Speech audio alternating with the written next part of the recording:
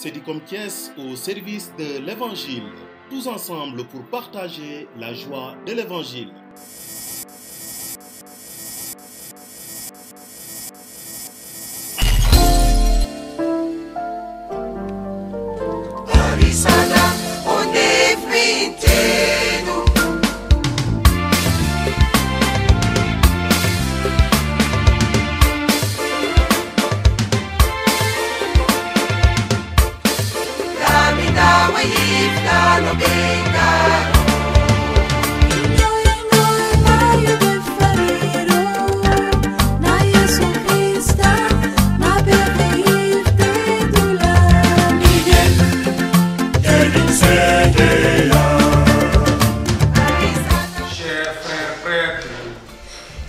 Chers fidèles laïcs, ça y est, nous y sommes.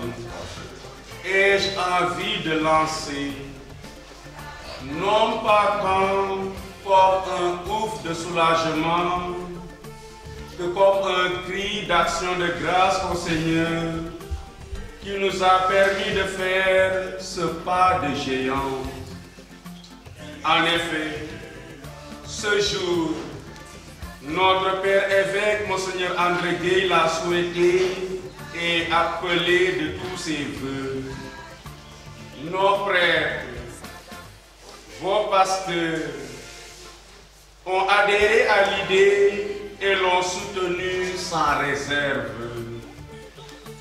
Le service diocésain de formation permanente, Cédicom Thiès, que j'ai l'insigne honneur de diriger, et à qui revenait la responsabilité de concrétiser l'idée, a pris le problème à bras le corps.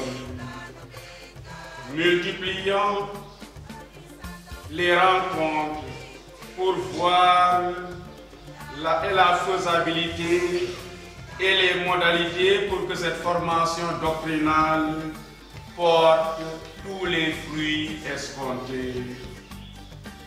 Vous, oui vous, chers fidèles laïcs, par votre engouement et votre grande mobilisation, signe de votre grande soif d'être formés pour être toujours davantage sel et lumière dans notre monde d'aujourd'hui, vous avez facilité la réalisation de ce beau projet d'Église. Et grâce aux efforts conjugués des uns et des autres, Dieu a réalisé ce qui au fond était un rêve commun, un rêve partagé par les différents acteurs que nous sommes. Frères et sœurs en Christ, merci de l'intérêt que vous accordez à cette formation. Nous le savons, pour un laïcat fort, il faut des laïcs bien formés et solidement ancrés dans la foi chrétienne.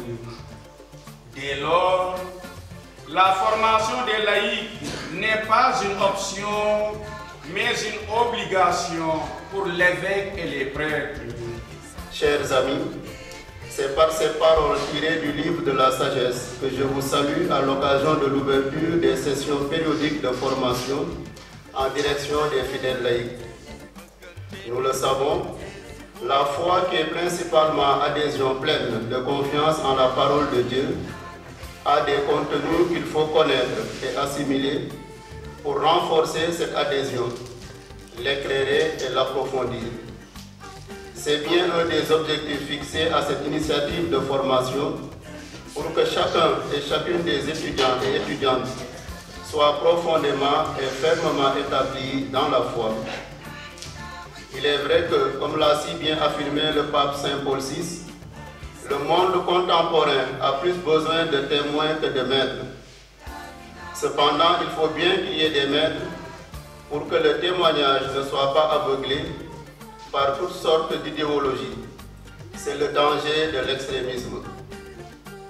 Dans un monde où circulent toutes sortes d'idées, de pensées et de doctrines, il est indispensable de trouver la bonne orientation à sa foi pour ne pas se laisser influencer par toutes sortes d'enseignements, pour que la vérité de notre foi ne soit jamais édulcorée, pour que notre fidélité soit irréprochable.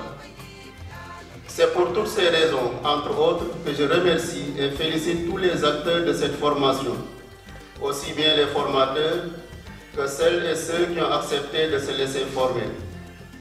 C'est un signe évident de la dynamique de synodalité qui doit nous animer dans notre diocèse de Thiès et dans l'Église universelle pour que notre marche ensemble épouse un rythme et un cadre qui favorise l'intégration et l'épanouissement de tous.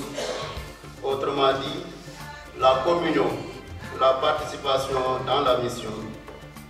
Je vous invite tous à la patience, à la persévérance et à l'humilité sans lesquelles il est difficile de se former pour les uns et de former pour les autres. Car notre Seigneur nous l'a dit, vous n'avez qu'un seul maître pour vous enseigner et vous êtes tous des frères. Matthieu 23, verset 28. Je vous bénis tous et je souhaite à tous et à toutes un bon parcours de formation dans une ambiance de compréhension mutuelle et de fraternité. Monseigneur André Gueye, évêque de Thiès.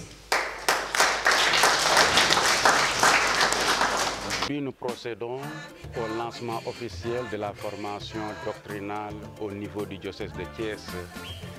Cette formation à grande échelle est une belle intuition de notre Père évêque Monseigneur André Gueye. Elle se déroule simultanément sur deux pôles, le pôle de Thiès et celui du Baol. Le pôle de Thiès regroupe les trois doyennés que sont le doyenné urbain, le doyenné du Biobas et le doyenné nord. Le pôle de Diourbel réunit les paroisses du Baol. Nous sommes heureux que cette intuition de l'évêque ait rencontré l'adhésion des prêtres, l'adhésion du service diocésain de formation permanente, mais surtout un rush de la part des laïcs, ce qui montre une soif de se former, une soif de connaître leur religion pour mieux en témoigner, pour mieux la rayonner. Parce que nous sommes à ce jour à 185 inscrits, dont 150 au niveau du pôle de Thiès et 35 au niveau du pôle de Diourbel. Ces pôles ont été faits en fonction de la proximité. On s'est dit, pour que cette formation attire le maximum de monde, il faut que ce soit accessible. Accessibilité par rapport à la distance. Donc on s'est dit, si on désigne un pôle au niveau urbain, donc toutes les paroisses qui gravitent autour de Thiès pourront venir participer à Thiès. Maintenant, pour faciliter la tâche aux paroisses du Baol, il fallait trouver un autre pôle dans une paroisse du Baol. On a choisi donc Diourbel, qui est plus ou moins central, en tenant compte des laïcs qui pourraient venir de Mbacké. Voilà pourquoi nous avons désigné Diourbel pour accueillir tous les laïcs qui désirent se former au niveau du pôle du Baol. Tous les prêtres qui ont été sollicités ont donné leur accord et ont marqué leur disponibilité pour former les laïcs. Pourquoi ils le font? Eh bien, c'est parce que, comme l'a dit Étienne dans son discours inaugural, c'est un besoin des laïcs. Et la preuve est là, vous êtes nombreux. Mais c'est également un devoir pour l'Église de former les laïcs. Parce que plus les laïcs seront formés, plus ils comprendront l'Église, ils comprendront leur foi, et plus ils s'engageront dans l'Église. Plus ils prendront leur part et leur responsabilité dans la marche de l'Église. Pourquoi certains laïcs négligent les choses, traînent tant on les appelle, c'est parce qu'ils ne connaissent pas. Mais dès qu'ils connaissent, ils s'engagent profondément. Et donc vraiment, je voudrais magnifier cette formation. Et comme l'a dit Monseigneur, vous encourager. Ce ne sera pas facile. La théologie est difficile. Dès aujourd'hui, certains seront tentés peut-être de se décourager parce que c'est trop haut pour moi.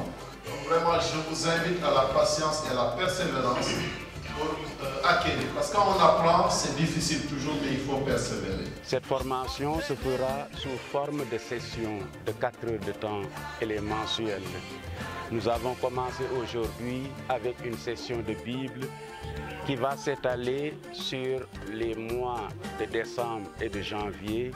Ensuite viendra une session de liturgie pour les mois de février et mars. Enfin, une session d'ecclésiologie pour les mois d'avril et mai. En juin, on fera une évaluation. Et puis, l'année prochaine, nous continuerons avec d'autres matières. Nous sommes vraiment très satisfaits, très heureux de voir ce grand rush parce que la salle est actuellement archi-comble. On souhaiterait même disposer d'un amphithéâtre pour accueillir tout ce monde parce que nous en sommes convaincus, cela fera tache d'huile. Ceux qui sont là aujourd'hui vont rendre compte à leurs frères et sœurs qui sont à la maison pour leur dire ce qu'ils ont puisé et ils leur donneront envie de s'inscrire pour se former, pour mieux partager leur foi, pour mieux témoigner du Christ autour d'eux. Sinon, vous le savez bien, c'est le fait de marcher ensemble. Faire synode, cela signifie aussi avoir une certaine attitude de prise de conscience réelle qui se dit en termes d'avoir le sens d'église, le sensus ecclésiae. Alors voici ce que nos pères évêques ont dit. Je suppose que vous avez lu la lettre pastorale des évêques. Donc ça concerne les laïcs, sur l'engagement des laïcs dans l'église et dans la société, sur le numéro 35.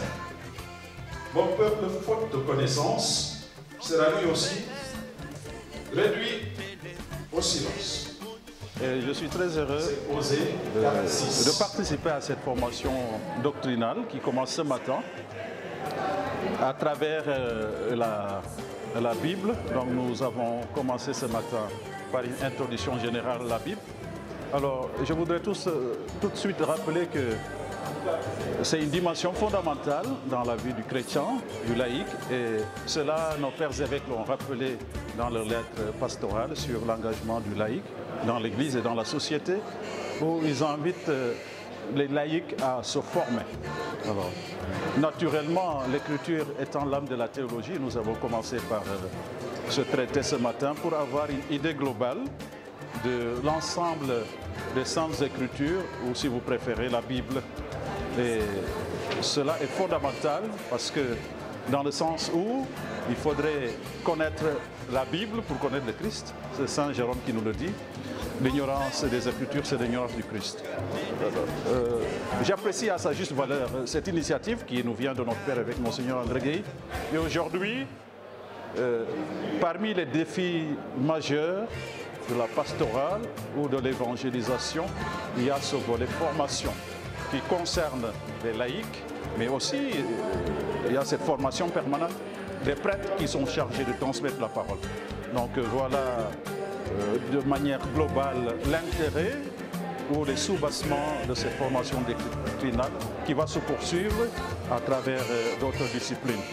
Et cela demande nécessairement une dose de persévérance, une attitude d'écoute et de réceptivité pour mieux connaître le Christ, pour mieux l'aimer et pour mieux l'imiter. On est outillé et en ce qui concerne la Bible, si on est formé dans le sens de devoir avoir des instruments, des outils pour l'interprétation du texte biblique, cela évitera d'interpréter faussement le texte. Cela permet aussi de connaître le langage biblique et partant de cela, j'ai évoqué tout à l'heure le triptyque écoute de la parole. Cette parole de Dieu, nous devons l'annoncer, mais aussi accueillir cette parole et enfin en témoigner, ce qui rejoint ici la dimension de la mission qui relève du mandat du Christ ressuscité lui-même, aller de toutes les nations, faites des disciples, les baptisants au nom du Père et du Fils et du Saint-Esprit.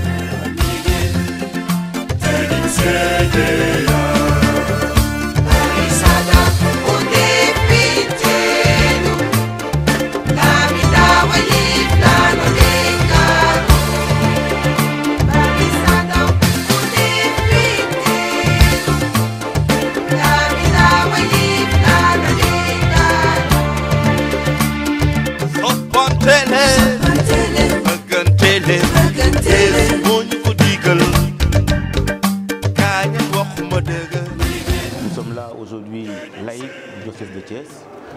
étudiants au nombre qui avoisine les 150 pour mieux redécouvrir notre foi, pour mieux apprendre, pour mieux nous faire former, afin que nous aussi, nous soyons des relais dans nos lieux de travail, dans nos quartiers, dans nos maisons, pour porter la bonne nouvelle. Apprendre et se laisser former, c'est aussi ouvrir son cœur et son esprit à Dieu qui nous parle. C'est aujourd'hui le Seigneur qui nous a invités, qui veut faire de nous des artisans, qui veut faire de nous ses témoins dans tout le diocèse de Thiès et au-delà du diocèse. Il est important que nous soyons formés, comme nous on le dit à chaque fois, ignorer les Écritures, c'est ignorer le Christ. Et pour mieux proclamer la bonne nouvelle, pour mieux partager la joie de l'Évangile, pour mieux faire connaître le Christ, il faut tout d'abord se former. Il faut apprendre, il faut découvrir la foi catholique, connaître ses contours, connaître l'essence, pour que nous aussi, nous puissions transmettre cette belle flamme de l'évangélisation à nos frères et sœurs. Un chrétien qui n'est pas bien formé, un chrétien qui ne connaît pas bien sa religion, manquera de courage pour l'exprimer. Il manquera de conviction pour en témoigner. Il manquera de lumière pour la rayonner autour de lui. Il a raison. Dieu qui crée par sa parole. Et le cœur, le sourd de cette création, c'est l'homme, façonné à son image et selon sa ressemblance. Préparation. Alors le Nouveau Testament se dit en termes d'accomplissement des Écritures. Jésus lui-même dira, je ne suis pas venu abolir, mais accomplir.